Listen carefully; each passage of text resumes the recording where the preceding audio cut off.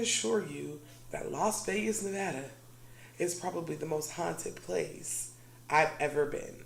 And it's absolutely a portal. Yes, you heard me right. The place that we all go to have a great time, do irresponsible things, the place that holds all your sins, because what happens here stays here. But it is haunted as hell. Las Vegas is haunted, and I'm going to tell you why. For context, I have lived in Las Vegas since 2011, and even before I actually moved here, I visited here a lot as a child. My family, somebody's always been in Las Vegas. This was our vacation destination as children. I mean, in the 90s, me, my brothers and sisters, my grandma, we would hop on a train from Sacramento and always come here to Vegas. And back then it was fun, right? Because I get to go to Circus Circus, there's no real responsibilities. But when I look back on it, even today, I had that my stomach's in my ass feeling in some parts of Las Vegas as a child. So let's get into why I say it's a portal, probably the most haunted city that I've ever visited. All of the hotels on the strip, all of the hotels downtown, a lot of the bars, buildings, everything is haunted. You have to understand this was native land, and then the mob came in and did a big one, ensuring that this land is either haunted or cursed. I believe the natives started with the cursing because it was colonized, but something about Las Vegas is just off. And if you are a spiritualist and you visit here, or if you're sensitive, you will feel it. For some reason, Las Vegas is one of the number one spots to come and unalive yourself. Okay? And if y'all get on my neck about using the word unalive, I'm letting you know I don't care. I'm not getting demonetized for that S word. There has been a lot of unalivings here in the city that nobody really ever hears about because this is Las Vegas, and Metro wants everybody to have a great time, and Metro is ran by the mob allegedly, so you really don't hear about it. So much so that every casino has a corridor that they take bodies out of. And that came from a Metro policeman's mouth that I met before. You'll never hear about it on the news. You don't hear about all of the terrible things that happens in hotel rooms. It's just a mess down here.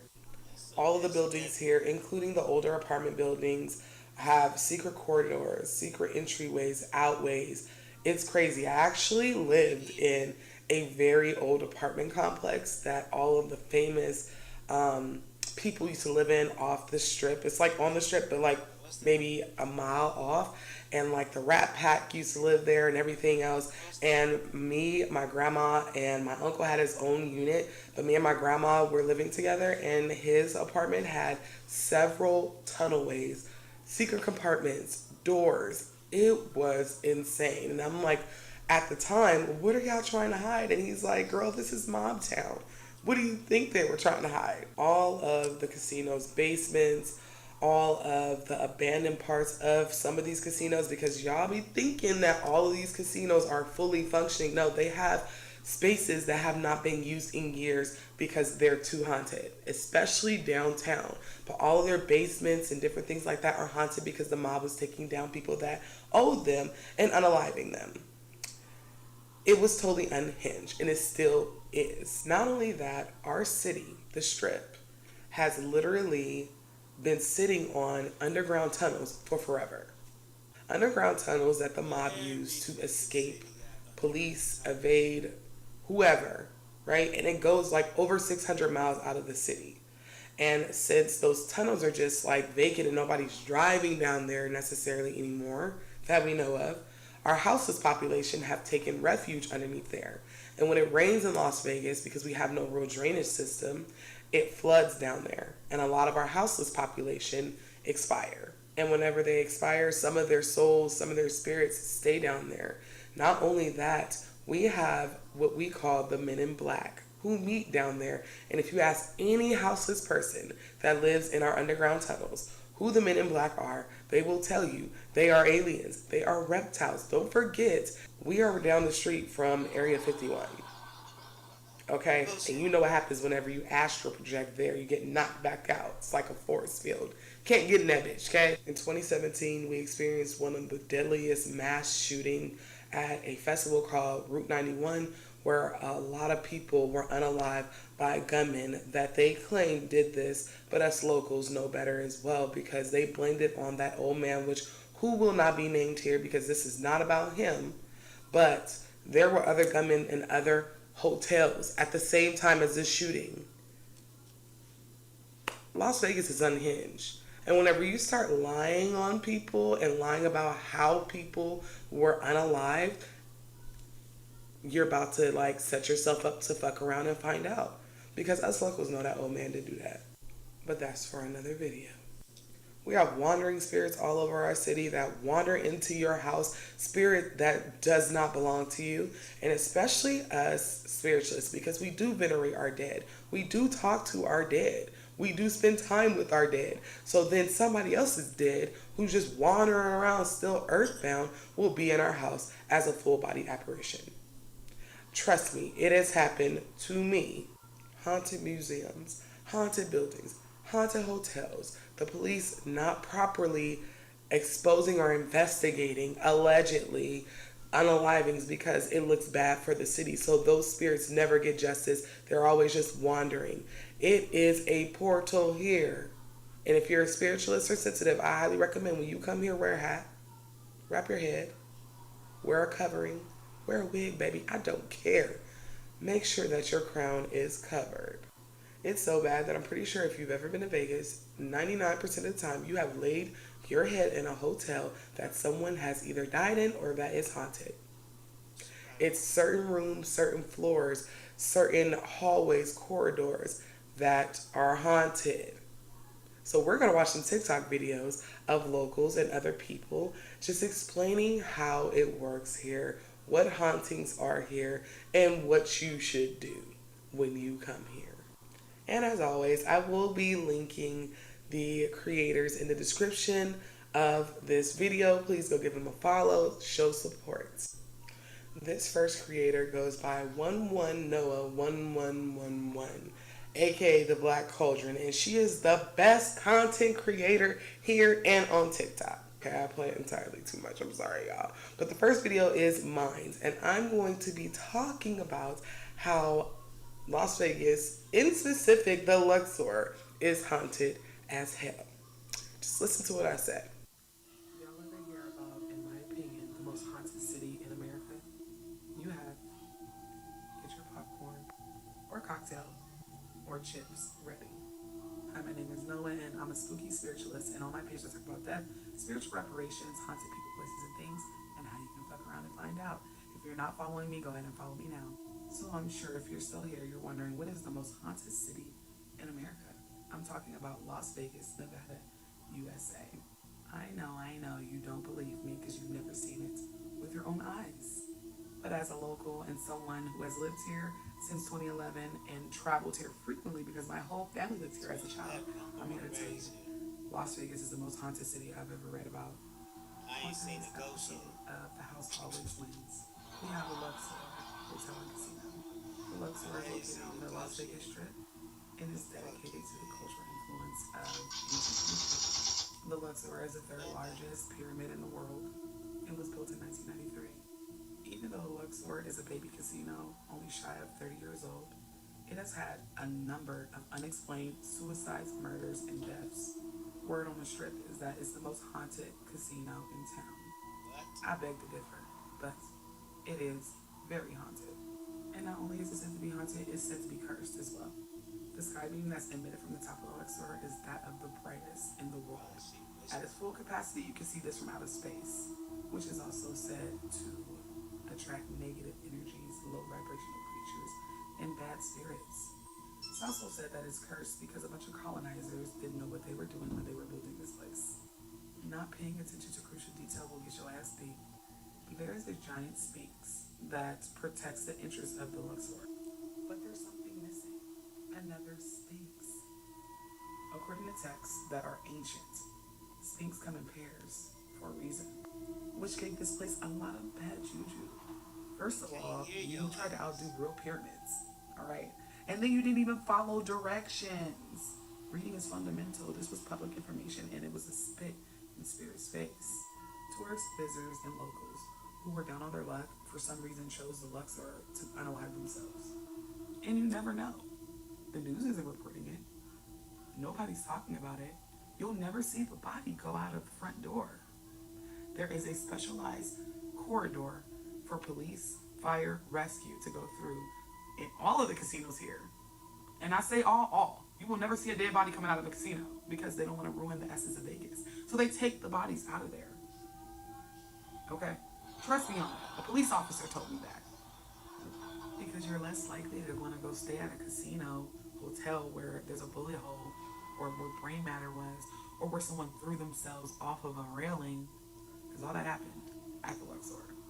But even though Las Vegas wants to keep a dirty little secret that the city is haunted as hell, obviously rumor gets out, because not everybody is from Las Vegas and they're ready to tell their story. Let's get to the spooky tea. In 2007, a man was killed by a homemade pipe bomb in a Luxor. He worked at the Nathan's hot dog stand in food court. There is a woman who is blonde that haunts this hotel casino, mainly the corridors and hallways, right, of the hotel portion, specifically the 12th floor. Guests wake up to being choked, literally gasping for air, and when they pop their eyes open is an angry, ghostly looking blonde choking the shit out of them. And when they finally get the strength to sit up, there's no one in the room with them. The Luxor used to have an attraction called the Nile River Tour, but where... We going to another reaction video. Hey, you! I smell bullshit. I smell bullshit.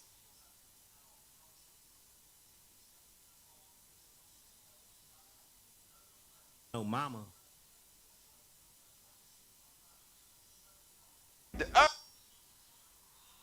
If you want to feel your energy levels skyrocket, you've got to try out this organ complex by Paleo Valley. It's by... If the herbs are for healing, when did it change from the herbs to a carcinogenic chemical? And why? I was arrested. Why was I arrested? Because of the same thing that probably Jesus was hung for, defending what is called righteousness. You could be right, but you could also be dead right. What you're seeing is every part of life is being man-made. And the reason why is because you can't patent nature. You can patent anything you make man-made. When you make it patent, now I can make money.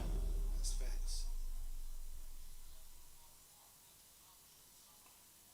Type 2 diabetes, hypertension, lipid problems, cardiovascular disease, cancer, dementia. The list of medical problems tied directly to the food we're being marketed. We are actually making ourselves sicker by eating the processed food that the food industry has told us is good for us. How has Cargill managed to stay on top of the agricultural food chain for over a century? Imagine a company that's been around so long, it could have supplied snacks for the signing of the Treaty of Versailles. Yes, we're talking about Cargill, the undisputed titan of the agri-food world. So what's their secret sauce? Or should we say, their secret grain? If you've ever found yourself wondering, why all the fuss about Cargill? That's because Cargill isn't just a big deal. It's a behemoth, the Goliath of private companies in America. Its revenue isn't just large. It dwarfs the combined might of the third, fourth, and fifth largest companies. Yes, let that sink in. But wait, not only has Cargill passed the test of time, it's aced the taste test of our tummies too. How, you ask? By leading the charge in the agriculture and food sector with a vast network of subsidiaries and franchises that span the globe. Isn't that something to chew on? Trust me, the Cargill logo might not be on the food product, but be assured that it touches everything you eat at least once before it hits the stores. It's like a fairy godmother with its magic wand, but this particular one makes money off you. It controls what and how you eat every day, which means that you only get the quality and quantity of food that it makes available. I had asthma, I had diabetes, I was impotent, I wore glasses, and I weighed 291 pounds at age 30. The man looked at me and said that I was dying and that I had to change my way. Then he asked me, do you believe in God? I said, of course I do. He said, well, we have to take it up a notch. You have to deliver yourself. But when you deliver yourself to God, you can only do those things and eat those things that God made. He said, young man, please, you'll have all these diseases. You need to stop eating. He took me away from meat. He took me away from all of the things that we think are good. They're not. How could I be sick at 30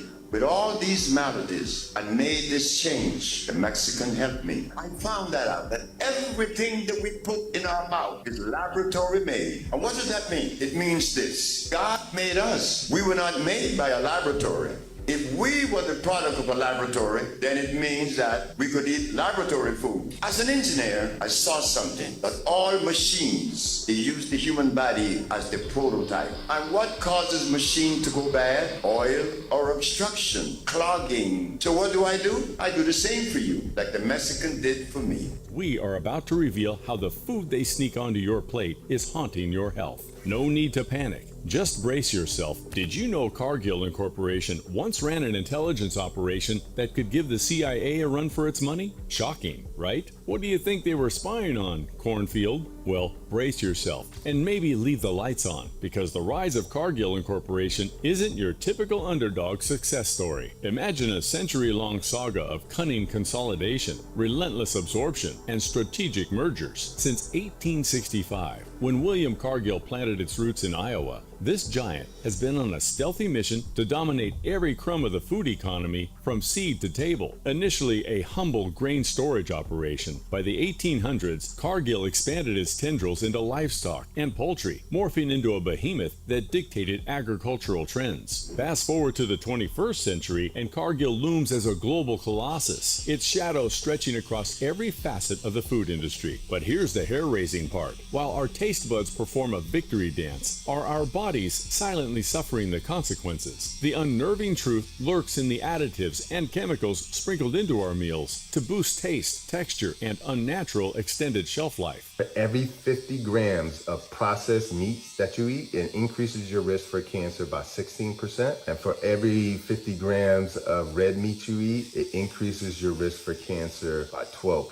So just think about that for a second. That's just when you eat that. Now add all of the other things that I talked about before. A lack of fiber, high fat, it's particularly animal fats. A lot of processed chemicals in those foods as well, sedentary lifestyle, etc. These are the things that compound on each other, but simply by eating those things, you can increase your risk by 16 to 12%. Really important. Also, age. Age is also a risk factor too. We're now seeing people between the ages of 40 and 50. That's the highest category of people who are being diagnosed with colon cancer. Ever thought this tastes too good to be true? Maybe it is. Are our stomachs cheerfully deceived while our bodies wave red flags? What hidden horrors are we ingesting under the guise of flavor? It's wild to think about the processes our food goes through before it reaches our plates. From seeds to fertilizers to packaging, there is a whole chemical journey happening behind the scenes. And don't That's facts.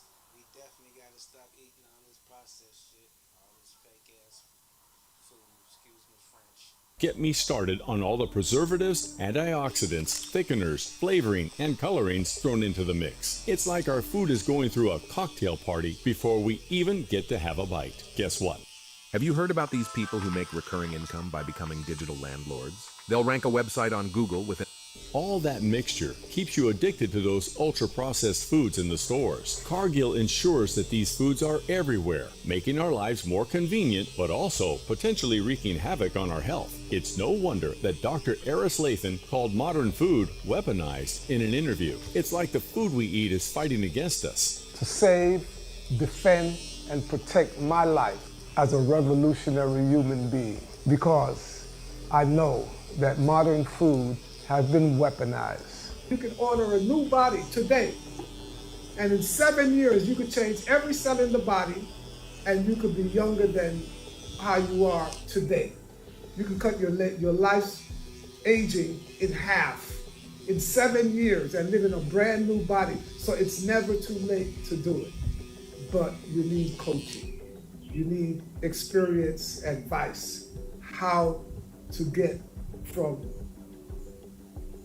being sick and tired of being sick to being the best version of who you could have ever been in your life.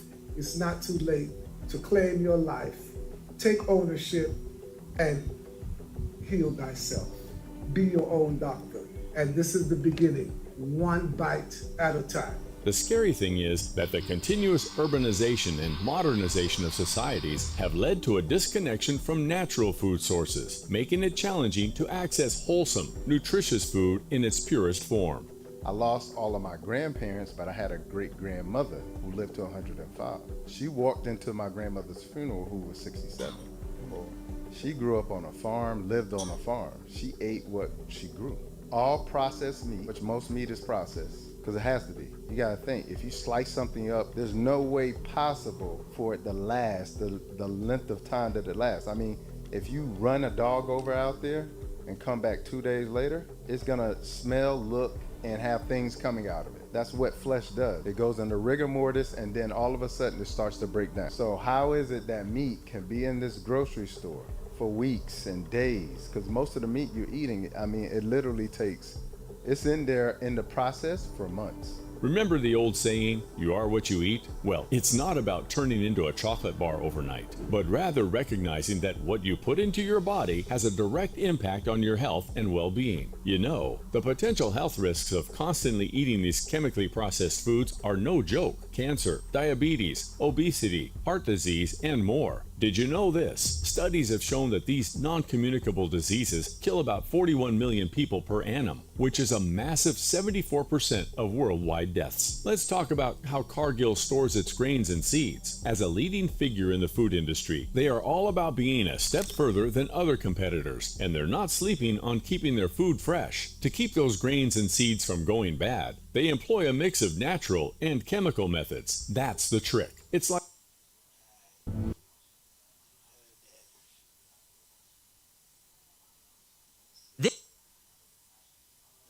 I'm already feeling it. Still on my second one. It feels like a buzz. Like, it's hard to explain.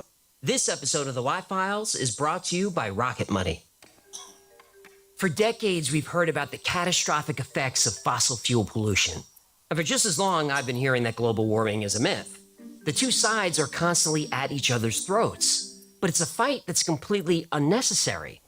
The technology to create unlimited, clean, free energy has existed for over 100 years.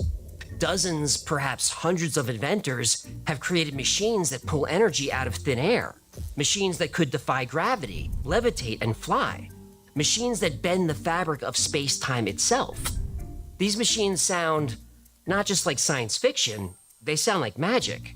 So where are these magical devices? Well, when the inventors patented and publicized their technology, they performed another magic trick. They disappeared.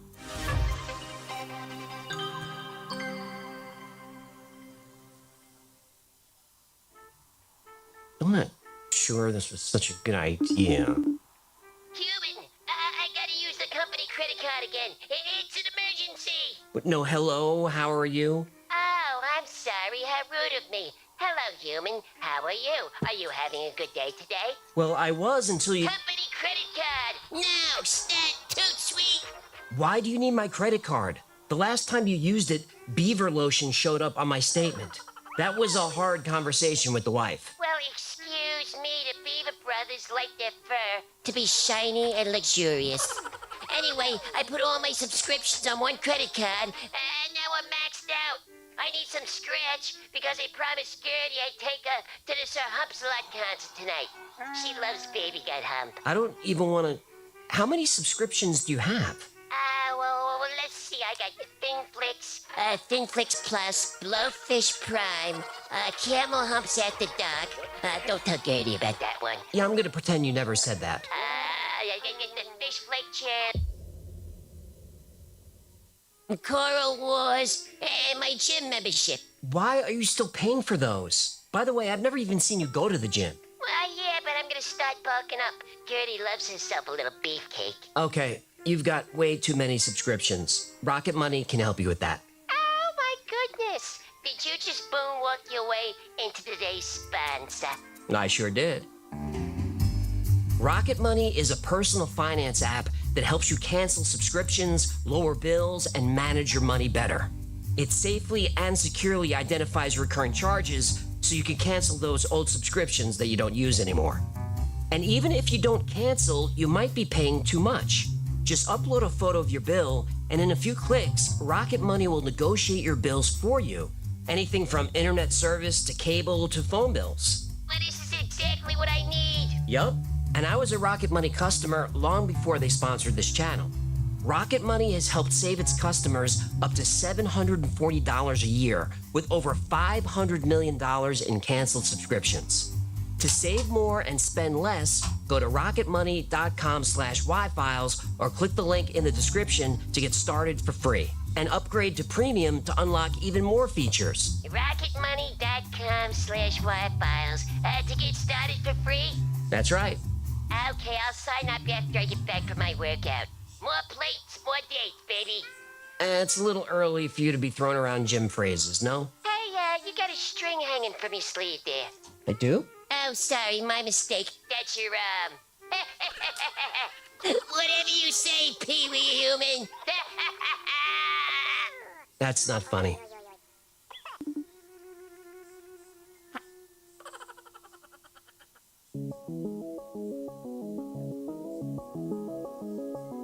For years, certainly my whole life, we've heard how fossil fuel pollution is creating a runaway greenhouse effect. At some point, the ice caps will melt, the oceans will rise, and every coastline in the world will be underwater. What now? When? When does it happen? When do we go underwater? Well, that's hard to... 5 years, 20, 50? You can't really quantify... Oh, you can't quantify it, huh? Look, I don't want... Is Florida still there? What do you mean? Let me talk slowly so you can understand. Is Florida still there? Last I checked, Florida is still there. Thank you. I rest my case. Global warming is a myth. It's not a myth. Look, this isn't a video about climate change. Oh, look, global warming is not climate change. My point is... How dare you? Look, do you want clean air? Clean air? No, who cares? Fine, but do you want clean water? Well, yeah. Right. The point of this episode isn't to argue one side of the climate debate or the other. The point of this episode is that debating, arguing, and fighting about it isn't necessary, and hasn't been for over 100 years. Since the 1920s, and perhaps even earlier, scientists have discovered many different ways of making energy less expensive and more efficient. However, in every single case, their technology was suppressed. And in many cases, the inventors died under strange circumstances. Okay, you've got my attention now. Charles Pogue was a Canadian mechanic and car tinkerer. In the early 1930s, he started experimenting with carburetors, trying to improve fuel efficiency. Now, if you're not a gearhead, a carburetor is a part of a gas-powered engine that mixes air and fuel for combustion. The mixture is then sent to the engine cylinders, where it's ignited to power the engine. Now, unlike traditional carburetors, which mix air with liquid gasoline, the Pogue carburetor fully vaporized gas before it entered the combustion chamber. This made the engine more efficient, much more efficient. In 1936, Pogue was issued a patent for a high-mileage carburetor. This was his third iteration of the invention and his third patent. In early 1936, the Breen Motor Company tested the Pogue carburetor on a Ford V8 coupe. It got 26.2 miles on 1 pint of gasoline. That's almost 220 miles per gallon. Ford tested it. They got 200 miles per gallon. The Pogue carburetor was tested for Canadian Automotive Magazine. They reported 218 miles per gallon. Now, that article created a lot of excitement, but it wasn't good news for Charles Pogue. On the Toronto Stock Exchange, oil company stock prices crashed. Brokers were swamped with orders to dump all oil stock immediately. Soon after that, Pogue's shop was broken into. All carburetors, equipment, notes, and documents were stolen. He never built another one. He never spoke of the invention ever again. Someone got to him. That's the rumor. But carburetors aren't complicated. If one man figures out how to make an engine more efficient, others could do this too. And they did. But the oil companies did not forget about Pogue and the damage he almost caused. Fuel-efficient engines were not good for business. So the oil companies lobbied the US government for help. And a few years later, in 1951, help arrived. There's nothing more powerful than you making your thing happen. Really.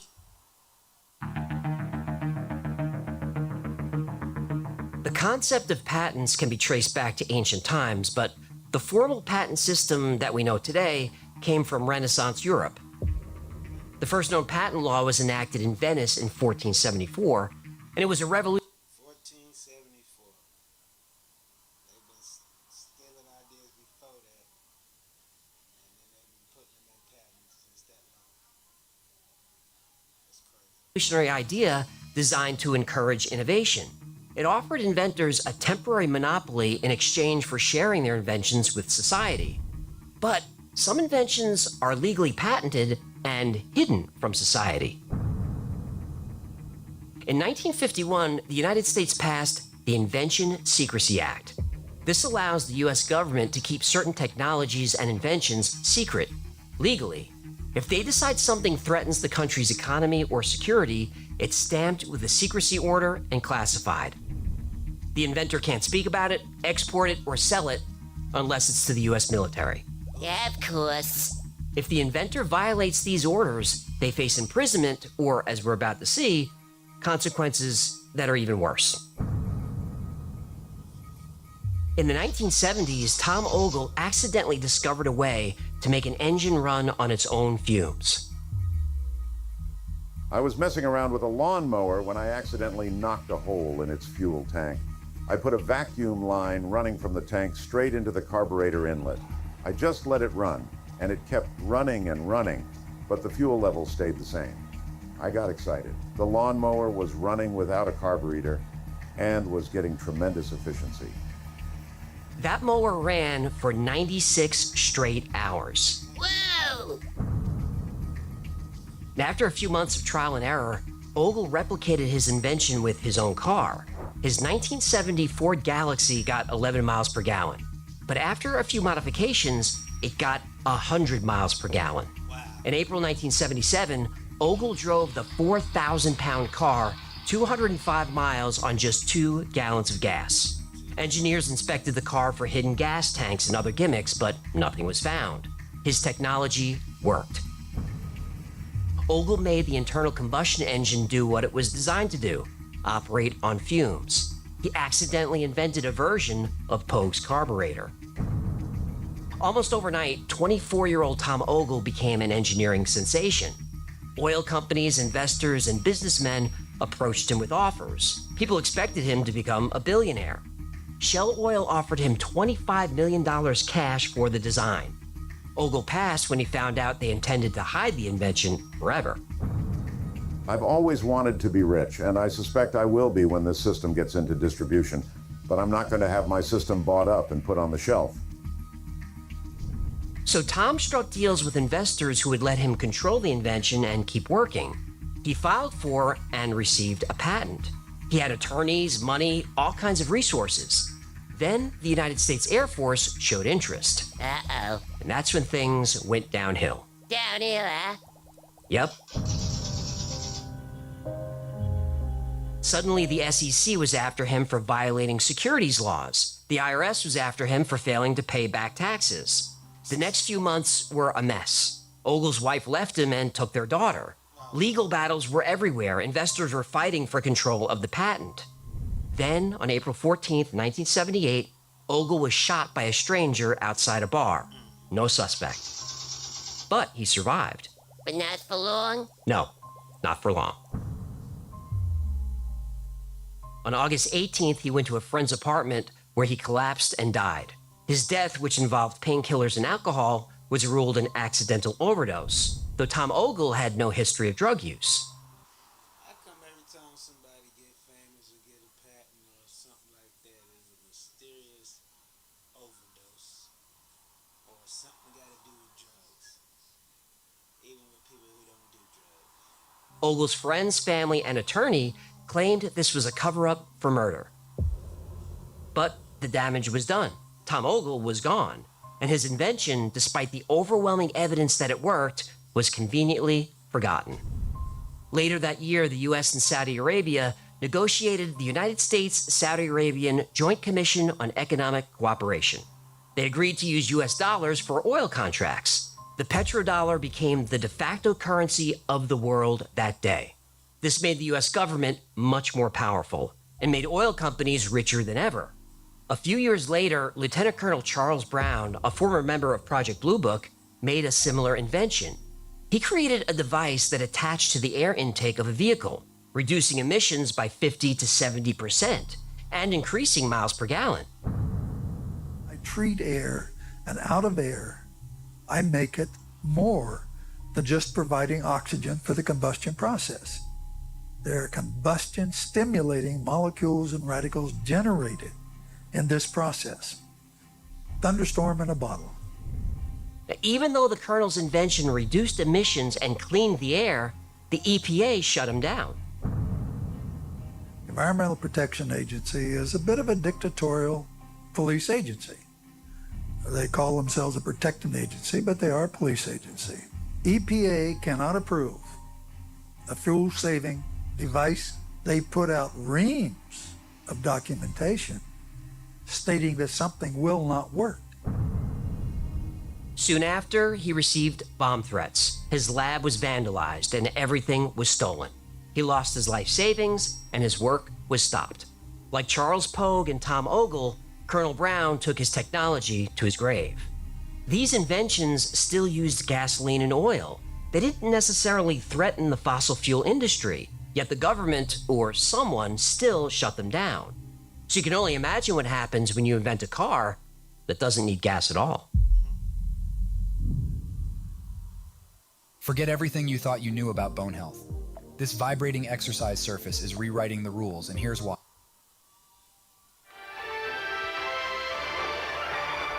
The top our news here at 6 o'clock, an age-old dream becoming a reality. A local inventor has discovered a way, hear this, to use water to run your car. The answer to dependence on foreign oil lies all around us. A car that runs on water instead of gasoline. The man who invented an engine that can run on water. Any kind of H2O, he says, can power just about every type of engine. He's come up with a device that will hook up to any engine and allow it to run on good old H2O. Stanley Meyer. He's been offered $1 billion in cash by oil-producing countries to sell his patent. So far, he hasn't sold. Stanley Meyer did not keep his invention secret. He went straight to the news. His announcement made headlines across the country and around the world. He had invented a car that can run on nothing but water. The technology is called electrolysis. This is using electricity to split water into oxygen and hydrogen gas. Now, this isn't a new invention. In 1789, Jan Rudolph Diamond used an electrostatic machine to generate electricity from water that was then discharged to gold electrodes. And throughout the 19th century, various inventors and scientists created machines that could split water into oxygen and hydrogen. But there are a few problems. The process requires a lot of energy, and it requires perfectly pure water. No minerals, no chemicals, nothing. It has to be nothing but H2O. It's very hard to produce pure water. Not only do you need pure water for electrolysis, you need lots of it. Stanley Meyer's engine didn't require much water at all. Stan estimated that if he took his water-powered car from coast to coast in the US, it would use only 22 gallons of water. And the biggest breakthrough, it didn't need pure water. It could run on ordinary tap water. He called his invention a water fuel cell injector. The injector breaks water molecules into oxygen and hydrogen. The engine runs on hydrogen gas. He took his car on tour around the country. Engineers inspected it and they said it worked. We recently took a scientific delegation to witness Stan's work, to really evaluate it, and came back saying, this is one of the most important inventions of the century. Stan's tour got a lot of media coverage. This led to offers from investors and oil companies and even the Pentagon. Pentagon?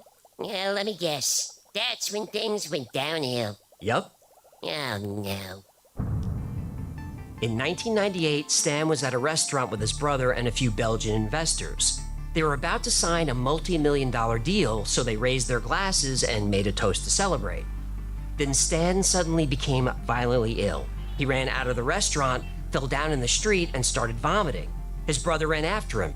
Stan's final words were, "They poisoned me." But his death certificate doesn't reflect that at all. It says he was at lunch with officials from NATO and that he died of a brain aneurysm. But if you read this statement, you can kind of tell that the coroner was already questioning whether he was actually poisoned or not, and just dismissed being poisoned as such a blatant lie and not true. I think a brain aneurysm is a very convenient way for somebody to die, and if they were poisoned, that can cause that. Now, lots of people have heard of Stanley Meyer's water car, but what most people don't know is that the water-powered engine wasn't the only disruptive invention in Stan's garage. He also had a toroid-shaped... Donut-shaped. He had a donut-shaped electromagnetic device slapped with a national security order. Even in my prior development of high technology, I've had patents taken from me. I learned from the School of Hard Knocks to be very cautious.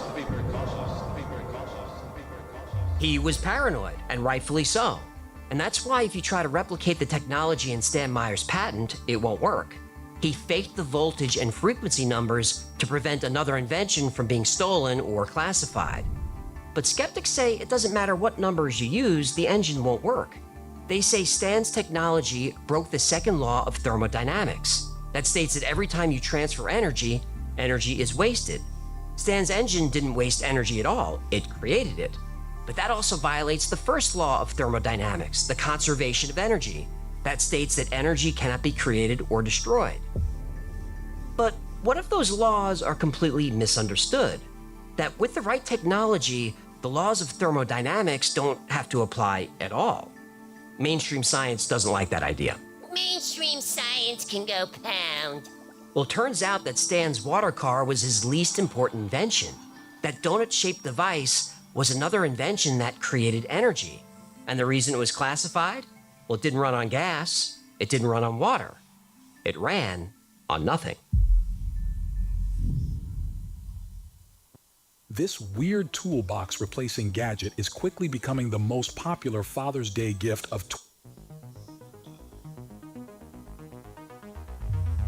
The vacuum of space is supposed to be empty, and at the temperature of absolute zero, it should be perfectly still.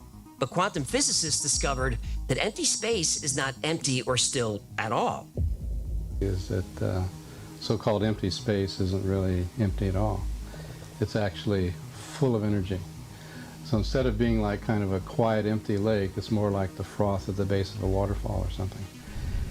Now, we've all been taught that in an atom, electrons orbit the nucleus like planets orbit the sun.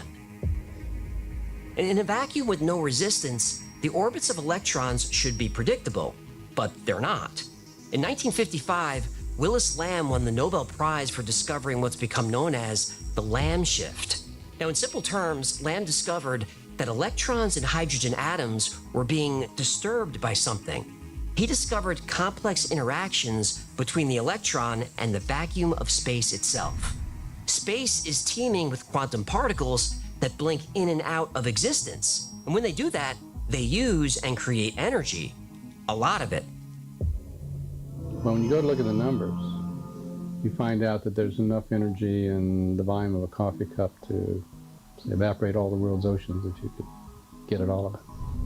Enough energy to boil and evaporate all the oceans on Earth from a coffee cup of empty space. This energy is called zero-point energy. And it's generated from the zero-point field. Nikola Tesla, Nikolai Kozyrev, and other scientists called this field the ether.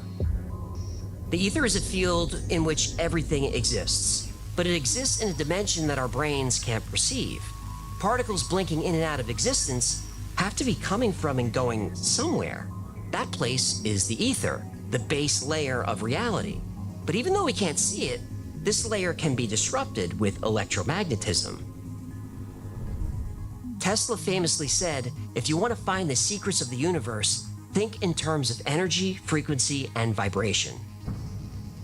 He tried to harness energy from the zero-point field using the tower he built on Long Island. Tesla link below. Now, Tesla's Wardenclyffe Tower tapped into this endless supply of energy. The tower was considered an over-unity device. An over-unity is when something gives out more energy than is put in.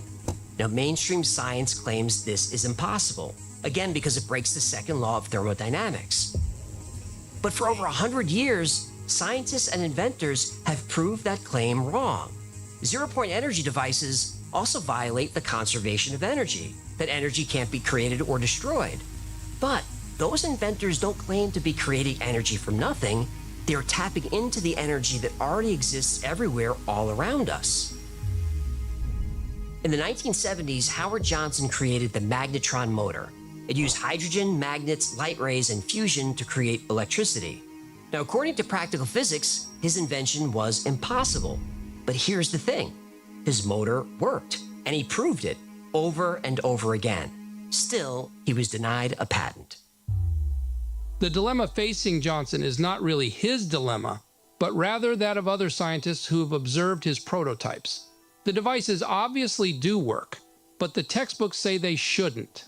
Johnson is saying to the scientific community that this is a phenomenon that seems to contradict some of our traditional beliefs. For all our sakes, let's not dismiss it outright, but take the time to understand the complex forces at work here. Johnson didn't get his patent and was shunned by the scientific community. Now, Howard Johnson wasn't a weekend garage tinkerer. He was a government contractor. He worked on atomic energy projects. He made equipment for the military. He already had over 30 patents for chemistry and physics devices. Science and physicists are especially determined to protect the law of conservation of energy. Thus, the physicists become game wardens who tell us what laws we can't violate. In this case, they don't even know what the game is, but they are so scared. Johnson's motor would lose less than 2% efficiency in almost 20 years of continuous operation. But he stopped working when someone broke into his shop and stole his equipment.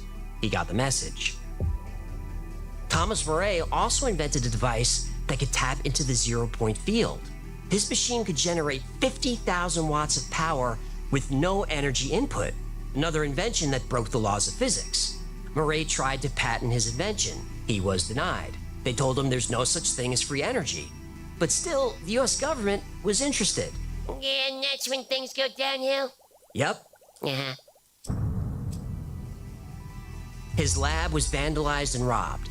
He and his family survived multiple assassination attempts. It got so bad, he bulletproofed his own car. Now, despite the ongoing threats, Murray publicly demonstrated the success of his machine in 1940. It continuously produced an output of 250,000 volts with no input. Well, that was the last straw. The next day, someone broke into his lab and attacked him. He only survived because at this point, he was carrying a pistol everywhere, but it didn't matter. Murray's assistant turned on him and destroyed everything. Equipment that would be worth millions today. Officially, Murray's assistant went crazy, but it sounds like somebody got to him. Murray died broke, and he took his technology to the grave. Edwin Gray had a similar story. Gray created an electromagnetic motor that ran continuously on its own power. And like all zero-point devices, it didn't generate heat. The input was 26.8 watts. The output over 7,000 watts. Gray's machine was tested and verified by multiple scientists. Gray started developing this idea 8 years ago. For the past year and a half, he's been trying to get someone in the U.S. government interested. So far, he's had little luck. After he contacted the government, let me see. Things went downhill, right? Yep. Yeah. Within a week, local authorities performed an illegal raid on Gray's lab. They confiscated everything. Not long after that, Gray was found dead in his home. All his records, inventions, and materials vanished without a trace. Now, most of these inventions were from the turn of the 20th century, over 100 years ago. Imagine the progress we could have made if this technology survived and the world had free energy this whole time. But that's the thing. These stories happened so long ago that it's difficult to picture them as anything more than stories. I know you want to see video of one of these things operating. You want to see light bulbs and motors turning without wires and without plugs. You want to see one of these zero-point machines for yourself, don't you? You got it. This mocktail actually gives you a buzz. It's hard to explain, but it's like my body is buzzed. You relax is this amazing drink.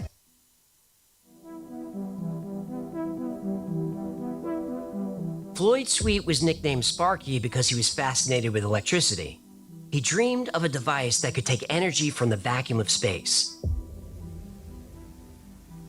So after retiring in the 1980s, he made one. He called it a vacuum triode amplifier, or VTA. So we have a 120 volt fan. As you can see, it's turning at good power. It is providing quite a breeze, and it's real, usable power. Sparky's machine could do more than operate a fan. He fed it 0.3 milliwatts and produced almost 224,000 watts. This was continuous on-demand power. If you attach more equipment, it would simply harness more power. No limit. And here, just coming into view, you see 5 100-watt lamps, ordinary garden variety household lamps, brilliantly lit. So there's 500 watts of very real power here, again coming right out of the vacuum. 224,000 watts from a box about the size of a deck of cards. That's enough to power your house, recharge your electric car, or light up a baseball field. It doesn't matter what you connect. The zero-point field will give you all the power you need. This is real, usable power. It's stable.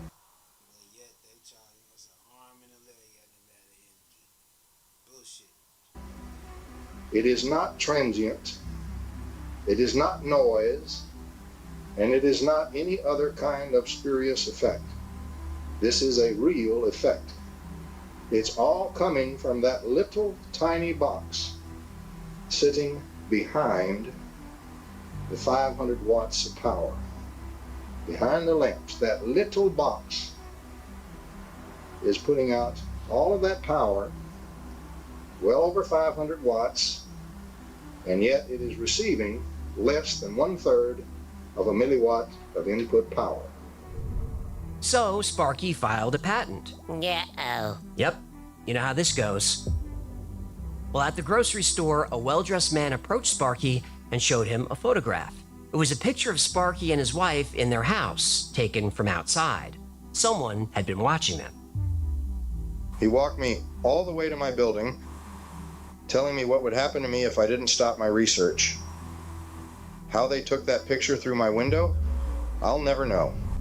Sparky reported the incident to the FBI. Oh, that's like the hens calling the wolf for help. It was. Things got worse. Sparky and his wife started getting harassed. Their phone rang hundreds of times a day from payphones all over the country. The call stopped when someone broke into Sparky's lab and stole his notes. Then, one night, 2 men stopped by to speak to Sparky and his wife. The men left, and about an hour later, Sparky collapsed. Frantic, his wife called an ambulance, but when they loaded Sparky, they refused to let his wife in the ambulance. 20 minutes later, she got a call. Sparky was dead. Heart attack. Less than 24 hours later, a few black vans showed up at the house. The FBI confiscated all Sparky's equipment and research, and that's the last we've heard about it. But Sparky's VTA did more than create unlimited power. It could levitate. A retired Army officer and nuclear physicist named Tom Bearden met with Sparky. He was intrigued by the VTA's potential. Bearden asked Sparky to do an anti-gravity experiment with it, and it worked. The VTA weighed about 6 pounds. They reduced the weight of it by 90%. According to Bearden's theory, gravity can become a pushing force rather than a pulling force, and that's exactly what the VTA did. Zero-point energy, anti-gravity. Now, if this sounds like UFO technology, that's because it is. Richard Doty says zero-point energy devices have been recovered from UFOs, and they operate a lot like Sparky's VTA. What this was an energy device that used zero-point energy. That's what they referred it to as zero-point energy. And it was connected in such a manner that this device could power, from a very small flashlight or a very small watch up to a city, and the power was determined by what the demand on it was. And so each craft had one of these. Anti-gravity technology is another reality that's been suppressed for years. And researching anti-gravity, even for the US government, is very, very dangerous. Do you want to make $100 an hour in a meaningful way without going back to school for 2 years and paying $10? According to multiple inventors, many of which are now dead, alien technology might not be so alien after all. Italian researcher Gianni Dotto created a large ring to go around the human body. Its purpose was to alter DNA to reverse aging. Now, made of heavy copper, the Dotto ring manipulates the magnetic field around a human body using gravity and frequency. It was inspired by the Hunza Valley in Pakistan, where people rarely get sick and routinely live for over 100 years. Now, most researchers say their longevity is because of exercise and a healthy diet, but Dotto had a different theory. He said the extreme heat from the valley and the cold from the nearby glacier created a magnetic anomaly in the area. This protects DNA and slows the aging process. The Dotto ring was even tested at Sloan Kettering Hospital. It successfully lengthened the subject's telomeres, the part of our DNA that shortens as we age. The ring worked. And just like Sparky's device, Dotto's device could levitate. Then the FDA became involved. And everything went downhill. Yep, they shut down Dotto's research. Not long after that, Dotto was hit by a car that ran over him multiple times. The levitating, age-reversing Dotto ring vanished. T. Townsend Brown used a high-voltage and electromagnetic field to create a lift effect. This allowed an object to move at high speeds, free of the force of gravity. Brown made a flying saucer. As with many other promising inventions developed during the Cold War years, the National Secrecy Act prevented scientists like T. Townsend Brown from commercializing or even publicizing any technology which could potentially be interpreted as having a military application. Now, anti-gravity or anti-gravitic technology was popular in the 1950s. The United States and Canadian governments were both working on anti-gravitic technology. They farmed this work out to well-known aerospace companies like Lockheed Martin, Convair, Bell, and Lear. The research was actually out in the open and created a buzz. People were excited about the new G engines and how this technology would revolutionize traveling. They talked about how everyone could have a flying car. Airplanes wouldn't need any fuel to fly. This is one of the last public mentions of anti-gravity technology. Lawrence D. Bell, the famous builder of the rocket research plane, says, "We're already working with nuclear fuels and equipment to cancel out gravity." And William Lear, the autopilot wizard, is already figuring out gravity control for the weightless craft to come. According to the gravity research engineers, the G engine will replace all other motors. After that, everything went dark. So what happened? What happened was the military contractors got anti-gravity to work, and they wanted the technology all to themselves. After working at the Center for Space Plasma and Aeronomic Research, Dr. Ning Li started her own anti-gravity research company, AC Gravity. In the early 1990s, she published research papers on anti-gravity. This drew attention from the US government. And then everything went downhill. Yep. In 2001, Ning Li received a grant from the US Department of Defense for over $400,000 to continue anti-gravitic research. Then, Ning Li disappeared. Now, some people think she returned to China to work for them, but others say she was caught up with her work at the DoD. Some family members recall that she seemed extremely stressed during that time. She used to love her research, but she did not like working for the DoD. But in 2014, 13 years later, Ning Li reappeared out of nowhere. I didn't see that coming. And then she was hit by a car. That I saw coming. She suffered permanent brain damage. Ning Li's whereabouts during those missing years is still a mystery. But my guess is the Department of Defense knows exactly where she was. But they'll never tell, and nobody's gonna ask. be free and flexible and creative was really essential to what I wanted to make, and I didn't find a platform that... Free, clean, unlimited energy, anti-gravity, science fiction technology that some people claim is real. But is it? Well, search Google and Wikipedia, and they'll list most of these inventors as charlatans, liars, and frauds. Of course, that's what they say. They're in the pocket of the shadow government. I can't argue with that. So let's go through a few. Stan Meyer, the man who invented the water-powered car, receives a lot of scrutiny, probably because his story is so well known. Now, despite his claim of being poisoned, doctors said his cause of death was a brain aneurysm. Now, some poisons can cause an aneurysm, but his toxicology report showed no poison. Fake report. Well, his family thought so. Moray, Gray, Sparky, Ogle, and Johnson, they all had patented inventions that garnered the attention of powerful people, and they were all victims of violence. Some of them were no-name backyard inventors who happened to be good at electronics, but many were engineers or physicists with impressive credentials. And there's a lot of evidence to support their stories. Honestly, I covered just the most well-known inventors. There are many, many more. And most of them also died under mysterious circumstances. And in almost every case, their technology was seized and classified. Now, despite the evidence of these inventions working and the reality of quantum physics, there's a tremendous amount of pushback about zero-point or alternate energy. Why?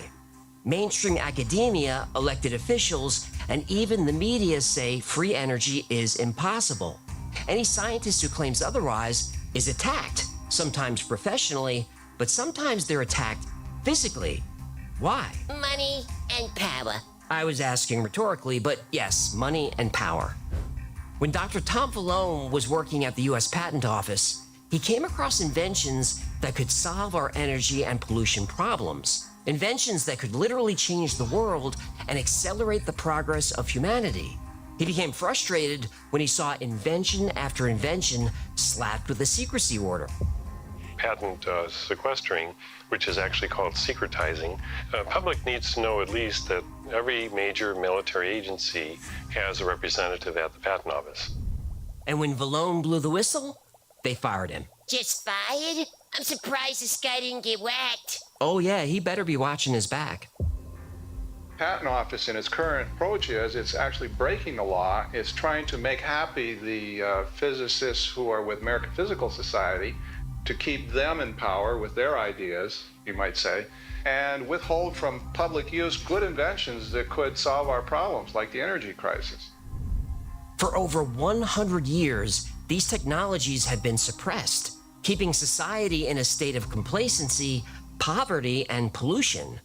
The Federation of American Scientists spoke about suppression in 2010, calculating that in that year alone, 5,135 inventions were given a secrecy order. Most of these patents had to do with clean energy, anti-gravity, and alternative methods of propulsion. Over 5,000 in 1 year. So how many in 10 years? How many in 100?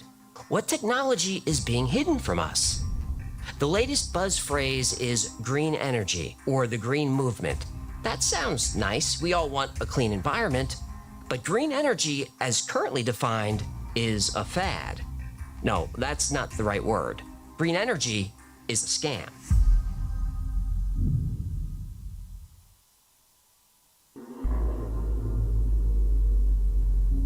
Why suppress thousands, maybe tens of thousands of inventions that could clean our planet and provide free energy for everyone on Earth? For money and power. Yep. There are literally hundreds of trillions of dollars at stake. So next time you're arguing with a friend or family member about climate change, remember the energy industry and the United States government want you to hate each other. Don't play into their hands. A declassified document made in the 1970s lists categories of inventions that are considered secret. One of those categories is for energy systems that are more than 70 to 80% efficient, and solar panels that are more than 20% efficient. If you patent an efficient energy or propulsion device, it gets slapped with a secrecy order. Do you want proof? In 1971, over 50 years ago, someone patented a solar panel that was 20% efficient. It was made secret. You could have had solar panels on your house for years, but you never knew they existed. Today, solar panels are only slightly better than 20% efficient. Imagine how much they could have improved if the technology had not been hidden for 40 years. So what about green energy? It's a scam. It's the shit they do to us and just overcharge us for everything that God gave us free. Green energy is not designed to do anything but line the pockets of politicians and the CEOs of the green energy companies that get billions of dollars of your money in the form of subsidies to research things like solar panels and wind farms. And by the way, solar panels only last about 15 to 20 years. Then they go into a landfill to decay, and that material is toxic. Solar panels also produce tons of toxic waste. But even if we reduce this waste during manufacturing, solar panels eventually stop working, especially if they're poorly made in China. And when their lifespan is over, they leave behind toxic trash. Then it seeps into our water supply. Scam. Wind farms barely produce any power, but they destroy the landscape, kill wildlife, and again, require an enormous amount of fossil fuels to build. Scam. Nuclear energy sounds great, no pollution. But when the nuclear material is discarded, it stays radioactive and deadly for thousands of years. Scam. Do you think your electric car is protecting the environment? It's actually making it worse. Over 80% of electricity comes from coal, oil, and natural gas. So yeah, your Tesla runs on coal. Scam. The amount of fossil fuels used to extract the raw materials to build electric cars causes a lot of pollution. And the lithium batteries that power them? Lithium mines are awful for the environment. Not to mention, most of the extraction of these materials is done with slave labor in terrible working conditions. Scam. Now, don't get defensive. This isn't your fault. The technology to fix this is there and has been for 100 years. So, do all these patents just sit on a shelf gathering dust, never to see the light of day? Oh no.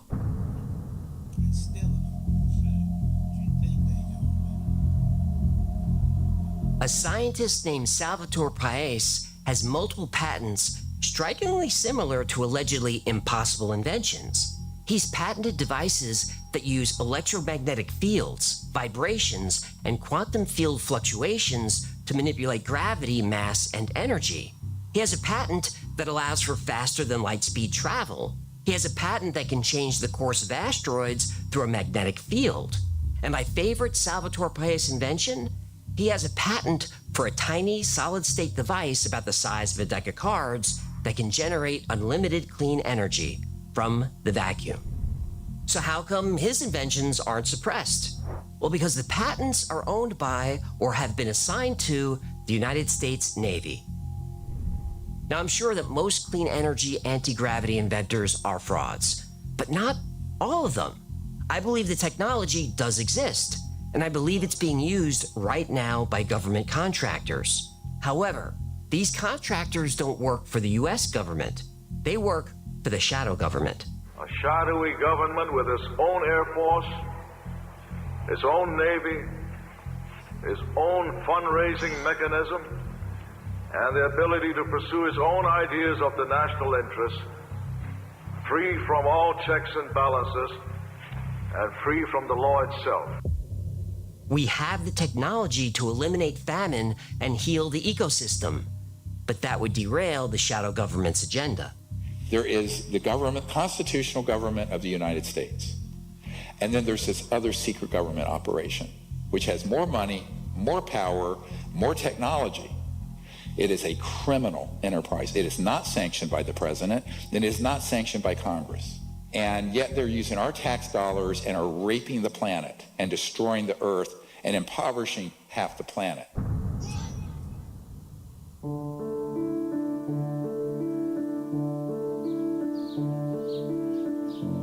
We could live in a world of abundance. No more wars for energy.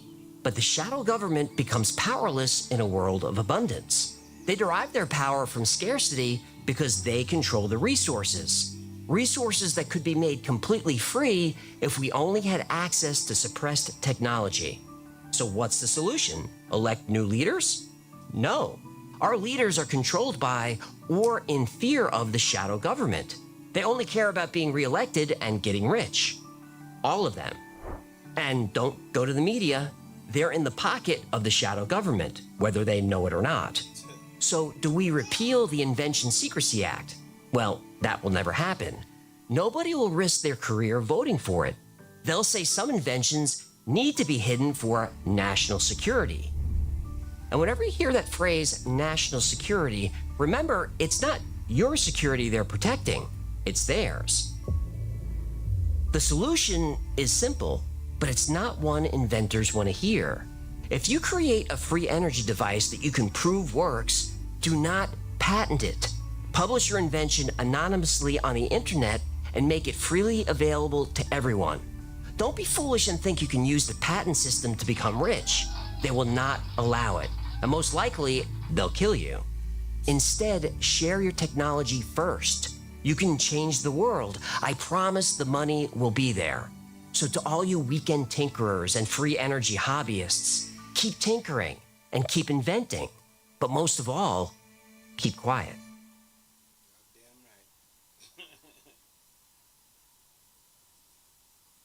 Thank you so much for hanging out today. My name is AJ, that's Hacklefish. What's shaking, crispy bacon?